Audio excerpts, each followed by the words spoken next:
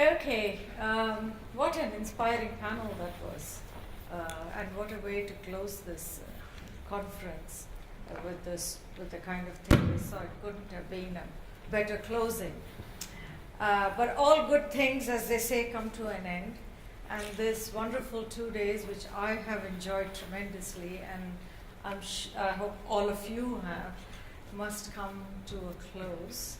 And we have to clear this place before 5. So with that constraint in mind, I don't want to take up too much time with with closing remarks or anything, but we still need to close things, otherwise it kind of remains open. So I'll just kind of close this with just a few remarks, if you like, on the last 2 days and the things and the questions that it has thrown up, which perhaps we can then take away and think about and work on as we go back to whatever else we do. One is, it seemed to me, that we started off with freedom of speech and expression, which is a very core principle in liberal democracies. It's a very fundamental Enlightenment value. And it seemed to me suddenly that something as basic as that has now become enormously problematic. One of the things on the first day, my comment was, what is new in all this and what is old? And it's been on my mind for the last 2 days, really, because so many of these things we have seen before, so what is new? And I think George's comment really has stuck with me, and Assange's statement, that this is a struggle for civilization in a sense, because this is the enormity of it. It's not like it wasn't there before. We've seen state repression, we've seen all of those things, but the enormity of it makes it a civilizational crisis. And I think that was something that came out both in Assange's statement and George's presentation. The other thing about what is new in this, I think the big difference perhaps, and this is maybe I felt this because of where I come from, is until now these things happened somewhere else.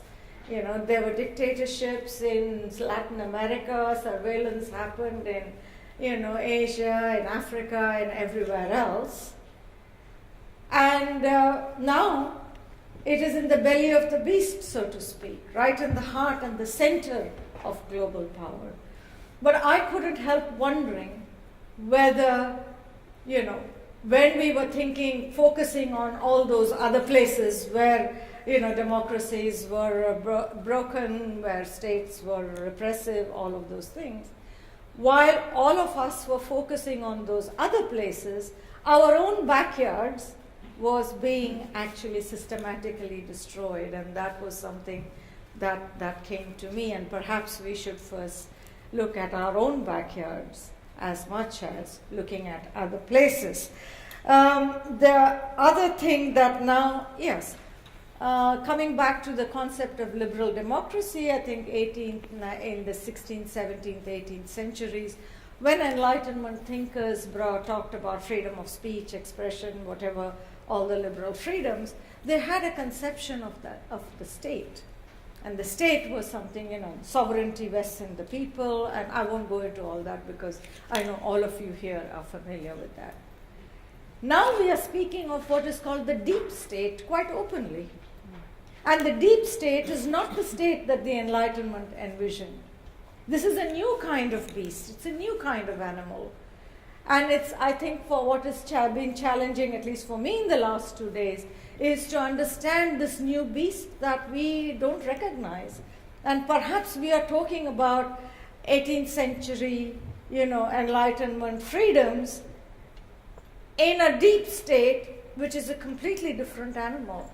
And that's a very challenging thought, and that's something that we perhaps need to really, start thinking about and talking about much more openly. What is the nature of this beast? what does freedom mean in this kind of thing? Because clearly now it's not just something that happens in Africa or Latin America, it's happening in the United States. It's happening in Britain, it's happening in Europe.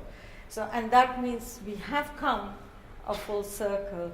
So on that note, on this huge, big civilizational question, may I invite you to give a very big hand to all our contributors who have presented amazing things in the last 2 days.